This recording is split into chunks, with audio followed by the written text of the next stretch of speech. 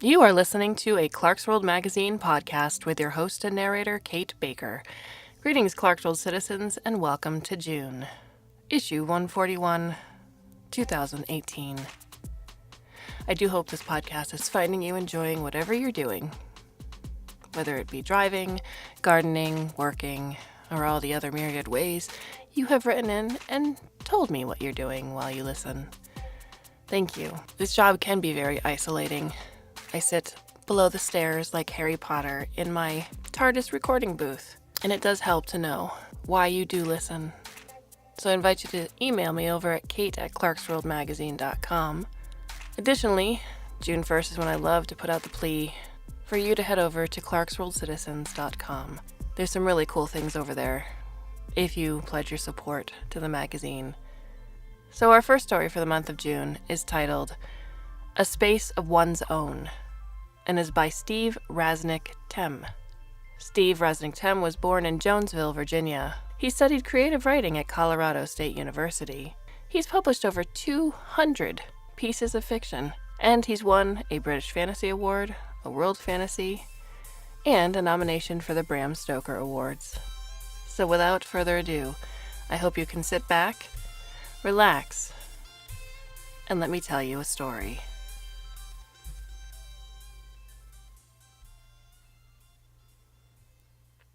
The skimmer is on the roof, waiting for him, but he cannot help but pause to take a few deep breaths when he first enters all that open space.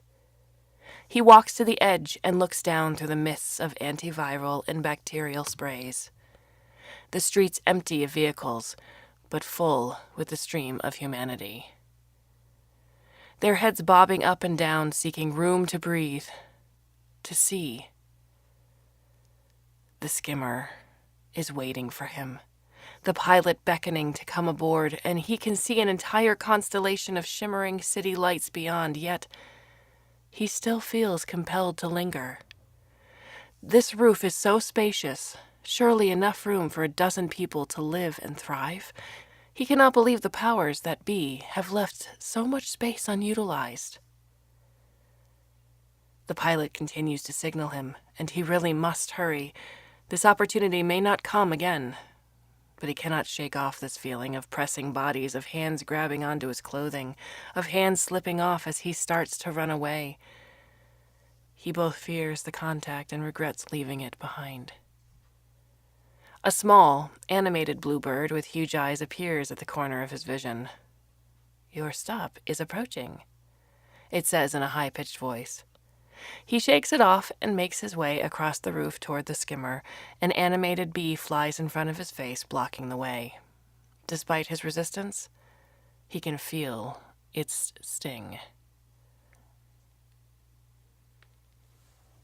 Cedric opened his eyes.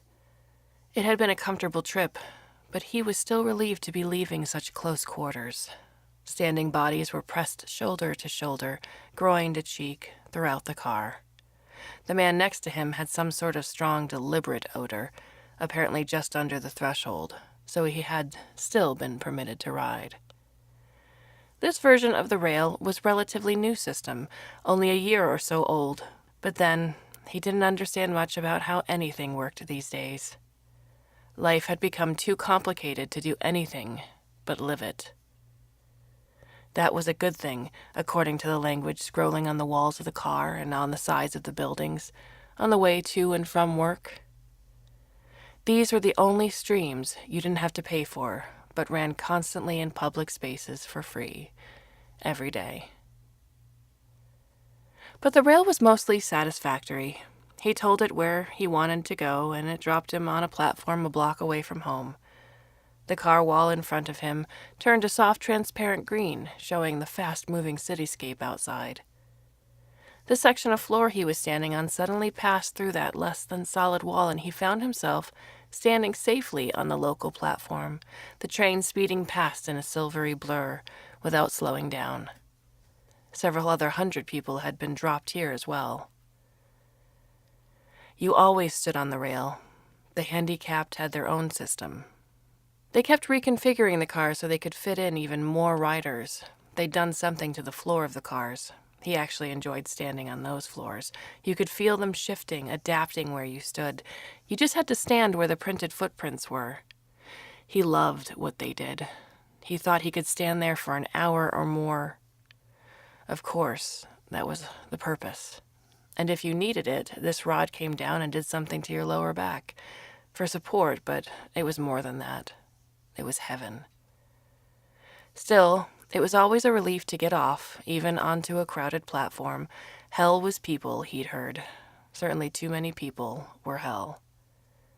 They encouraged you to wear a particular type of soft shoe on the rail. It wasn't required, but they sold them. He wore his pair everywhere for that rare feeling of comfort.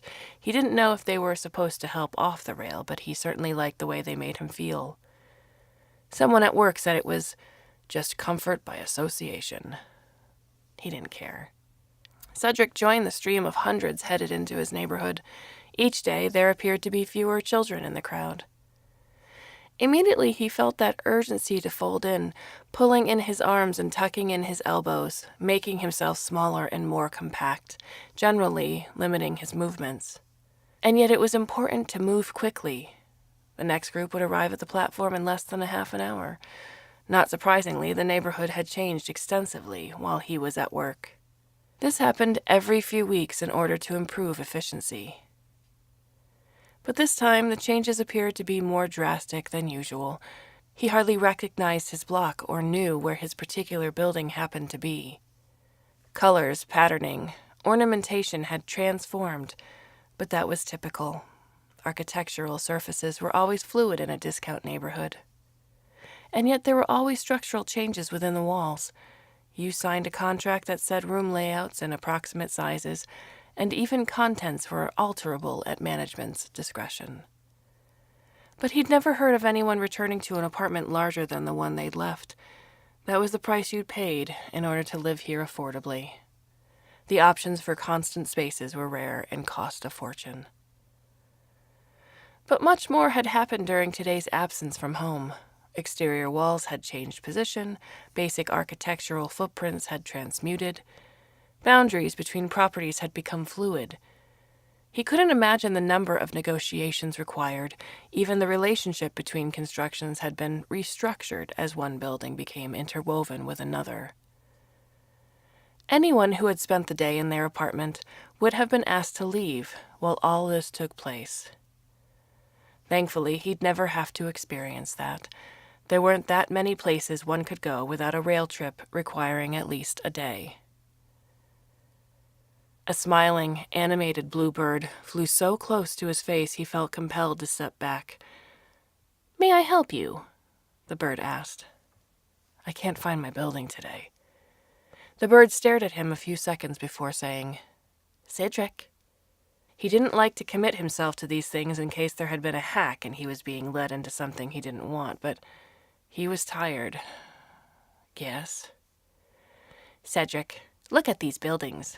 Do you see the green one?" He gazed down the block. One of the buildings had turned green, glowing color. Bluebirds flew in circles before the entrance so that there was no mistake. "Yes." "Would you like me to accompany you?" "No, I'm fine." "Have a nice day." He started to say thank you, but the bird was gone. He sighed and continued on to his building. The circling birds faded once he got there, and the building returned to a coruscating blue that reminded him vaguely of the ocean. He liked it, and immediately felt more relaxed. He gathered with a few hundred others before the multivator that would take him to his apartment's new location.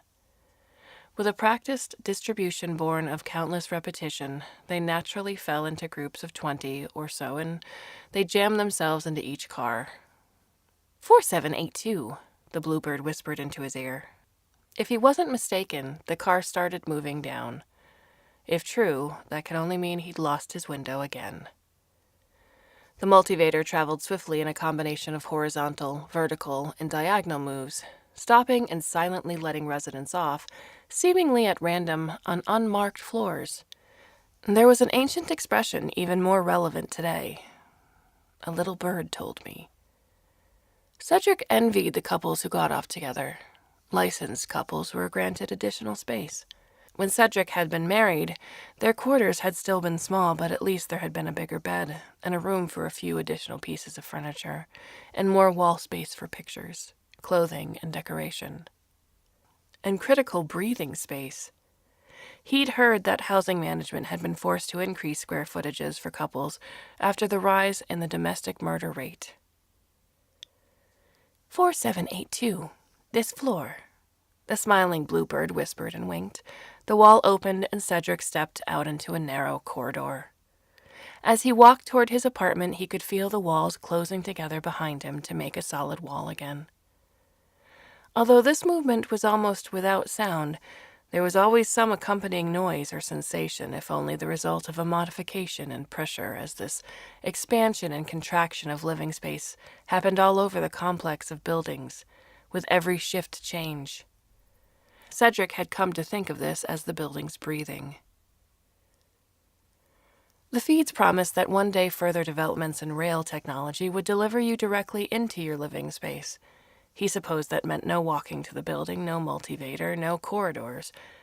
Did that mean no doors? Doubtless. You could fit many more exitless rooms into the same space. He passed an emergency ladder built into the wall. This safety feature always reminded him of the fragility of his residence here.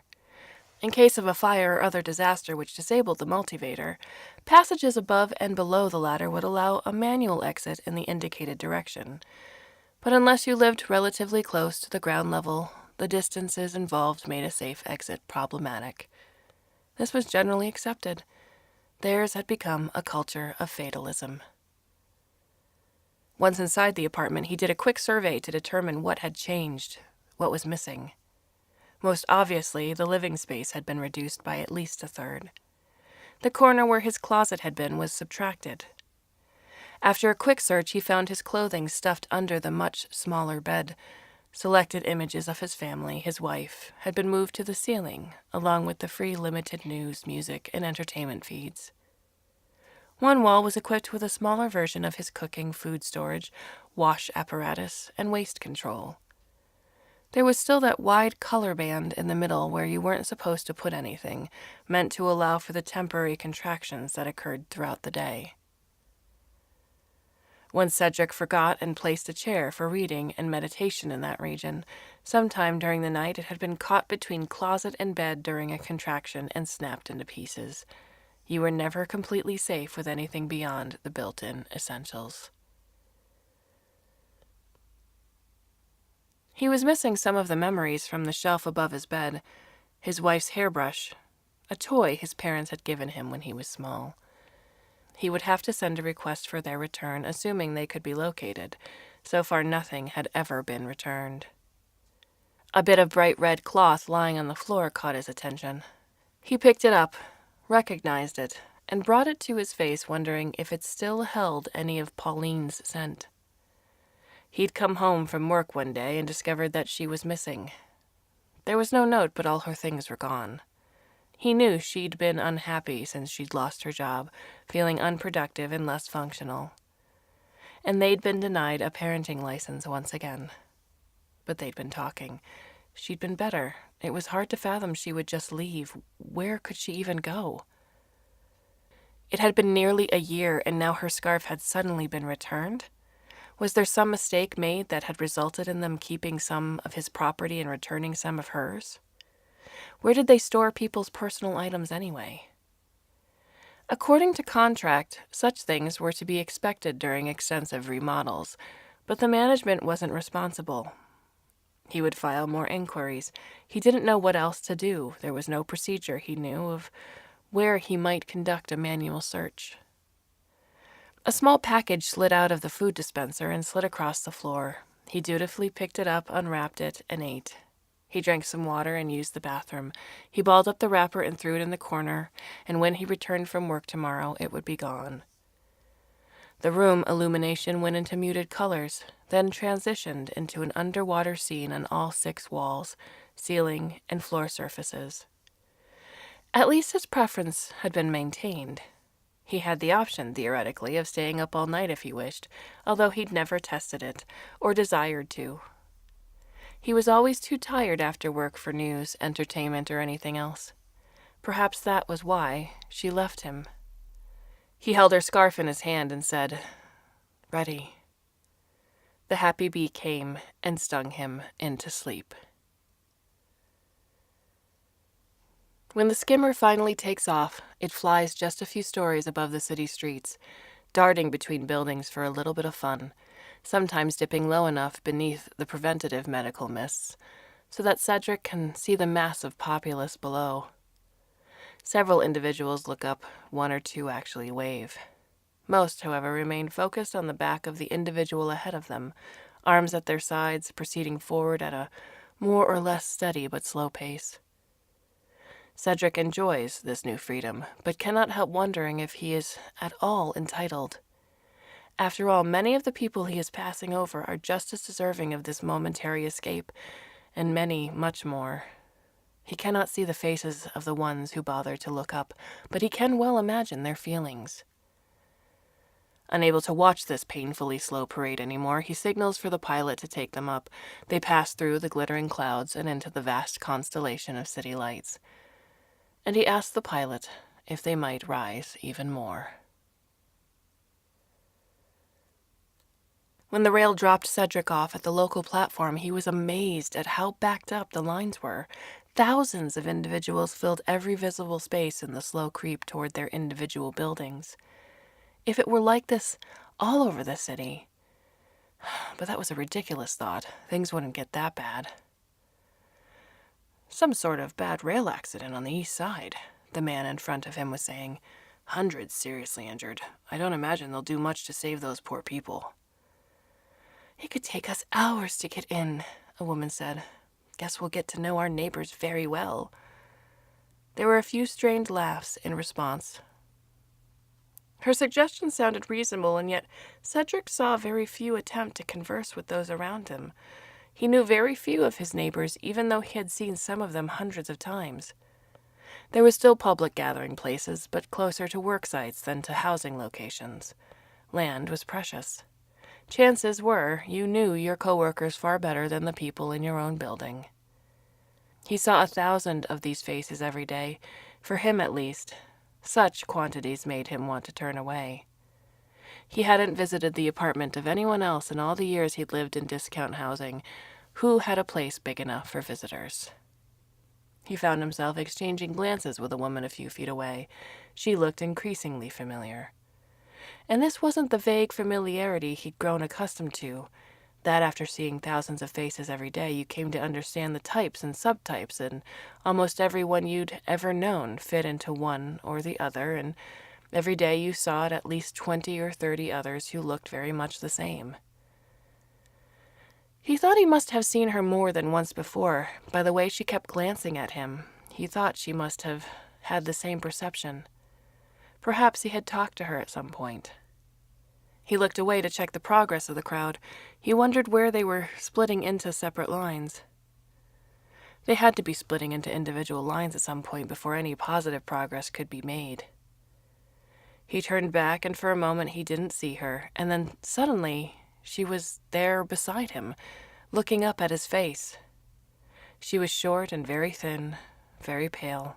She had the deeply set wrinkles above the nose, which suggested someone who worried frequently. "Can you see anything? I heard they made our living quarters drastically smaller. Did you hear that? Maybe that's why there's such a slowdown. I hear there's been a huge influx of workers the past few days. Did you hear that? That would mean that they would have to reduce the apartment size, wouldn't they?" For some reason, he seriously wanted to reassure her, but he knew very little. "I don't see how they could be made much smaller," he said. "I can barely turn around in my space as it is." Cedric was hoping for a smile from her, but he didn't get one. "Sometimes I feel like I can't breathe. The building gets to breathe, but I don't." The more she talked, the closer she looked to breaking down. He took a chance and put a hand on her shoulder. She immediately stiffened, frowning, twisting her head to look at that shoulder. She forced a smile, and he could see her beginning to relax. "Thank you. My name is Jules." "I don't see any major building changes, at least from the outside," he replied. They certainly don't look any taller. All these extra people, well, the schedule is backed up. It makes sense. She started to nod, but then the crowd surged forward and she struggled to keep her balance. Before Cedric could try to help her, she was moving away. My name's Cedric, he cried as she was swept away on the thick tide of bodies. Back in his apartment, he discovered that her anxiety had proved valid. He had half the space he had before, perhaps even less. His utilities were still smaller, still more compact. His bed had been reduced only slightly, but the only place to stand was either right inside the door or right in front of the waste management. During contractions, there would be no standing space at all. He would have to remember that if he didn't want a broken leg. He supposed the intention was to encourage most people to spend all their time in bed. The smaller ceiling displayed a diminutive feed screen and a single photo of his missing wife. He leaned over the edge of the bed and pulled out the few items of clothing there. Only a couple of his jumpsuits remained, but there beside them were two of Pauline's favorite dresses, shoes, and underwear. He couldn't remember the last time he had seen them. A happy blue bird fluttered down to the floor and perched on her clothing. You are anxious. Your stress levels are rising, it said with a smile. What happened to my wife? Did she even leave on her own? I need to file a complaint. You need, pause, Cedric, to relax. You have a full workday ahead of you. Is there a human being I can talk to? I'm sorry, pause, Cedric, but there are so many of you now. That kind of individual attention is impossible. The blue bird grinned and grinned and grinned. But you can see Mr. B if that would help. Before Cedric could answer, the happy bee came and stung him into sleep. Wait! I've forgotten something, Cedric shouts to the Skimmer pilot. The pilot, a real rock star type, looks around and stares at him but says nothing. We have to go find Pauline. She would love this. The Skimmer dropped swiftly out of the sky, the rooftops looming larger, the vast network of city lights coming into sharper view. Then, through the mists and just above the hordes of slowly moving bodies, pushing against the walls of buildings, climbing up on top of each other, reaching for whatever they can get. The Skimmer is dropping so fast he is afraid at first that it might actually crash into the crowd, but then it levels off and hovers just above their heads. Many of them look up this time, and Cedric leans over the side, desperately trying to find her. But it's been over a year. Has he any chance at all? Cedric's office was the busiest it had been since he started working there. Hundreds of projected displays with 4 employees at each display monitored information whose ultimate significance no single one of them was privy to. All gathered into one large room, but at least there was a high ceiling and airflow, and looking across the room through all these transparent displays of multicolored data made an aesthetically pleasing effect. It was the most pleasant place Cedric had ever worked. But although he knew only a small percentage of these people, he did know some, and some of those familiar faces were missing. Rotated out, I hear, Bill said. Bill had been the one working next to Cedric when Cedric proposed to Pauline. That actually means disemployed or terminated, although I hesitate to use that term. There are so many rumors, you know. But they were among our most highly skilled people. They'd been here so long. Well, there you go. Length of employment. There are so many of us now. Hallelujah for medical science. Bill raised his arms in mock ecstasy. They just want to give more people a chance. There aren't enough chances to go around. He pointed at the display. See that blue curved line? That means 3 million new people entered the city today. William told me before they showed him the door. Where will they put them all? Cedric felt cold. He wished the air units would pause now and then. Here, there, and everywhere. Did you know they were building a giant tower on the West End? It's supposed to hold 5 million souls when it's done, and it'll be fully allocated before it's even halfway constructed. They both sat and stared at the display. Cedric wondered what other bad news was right in front of him, if he only knew how to see it. But he was sitting here, and he had a home to go to for rest. He nudged Bill. "We should have gone to Mars earlier, I think." Cedric dropped off the rail and into a sea of heaving bodies. It was late in the day, but the sky was remarkably clear, so there was nothing to shade the crowd from the hot afternoon sun. The sea of humanity moved according to laws and forces, which were not readily apparent.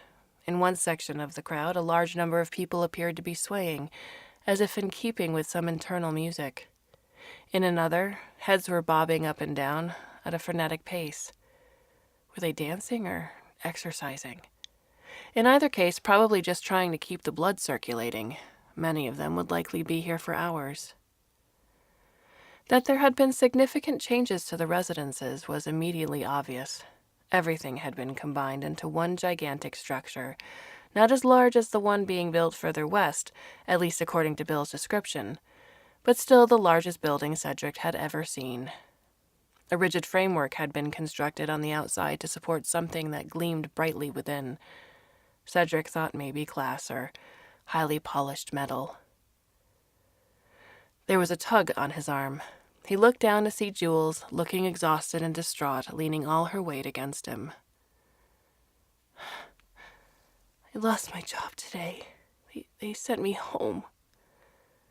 But they were building this, and I couldn't get back in. I don't even know if they'll let me in now that I don't have a job, or if they let me in, what might happen to me in there.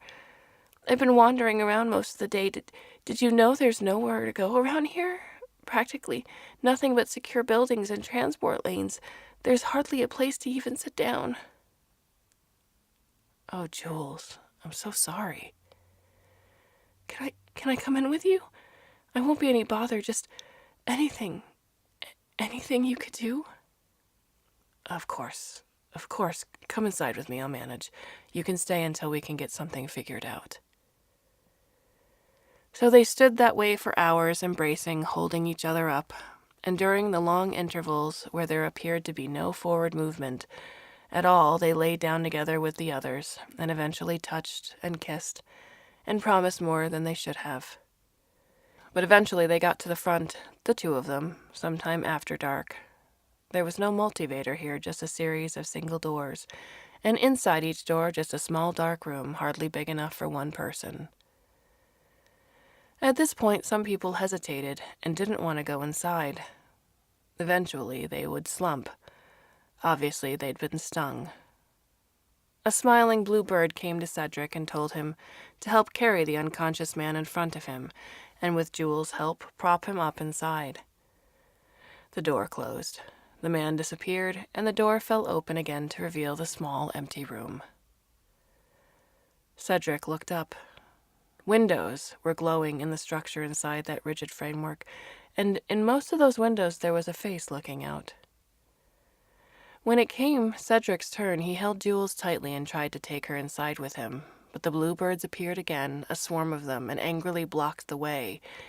"No, no," shouted the bird in front. "For your own safety, one at a time." "She's coming with me, just for now," Cedric insisted, but the birds wouldn't allow them to pass. Eventually, Jules fell to the ground, and two of the residents left the crowd and carried her away. Cedric stood and watched all this, but did nothing.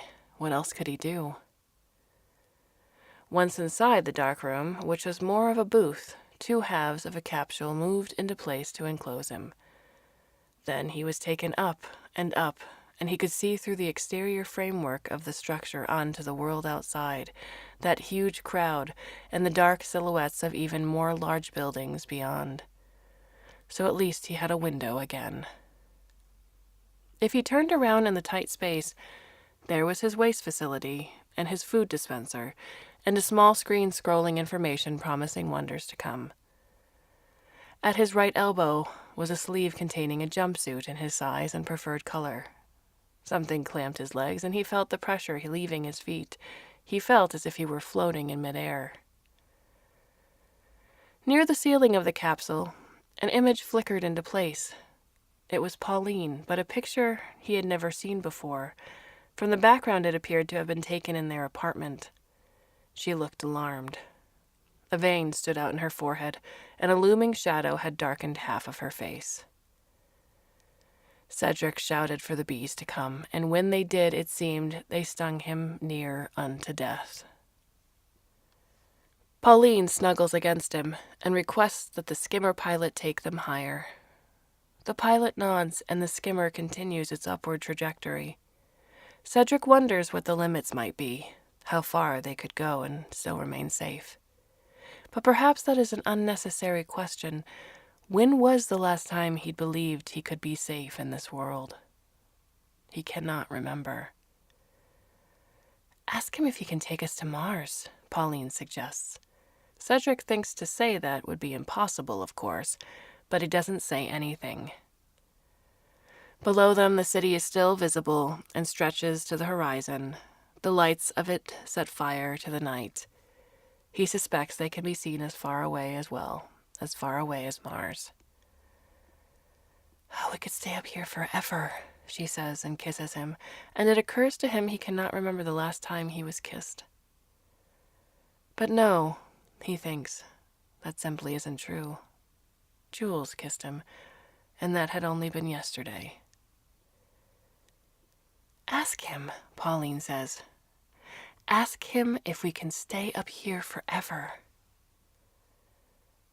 But sweetheart, he replies, I think that's actually what they want.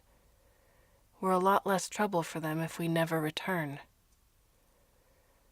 And does that even matter to you anymore?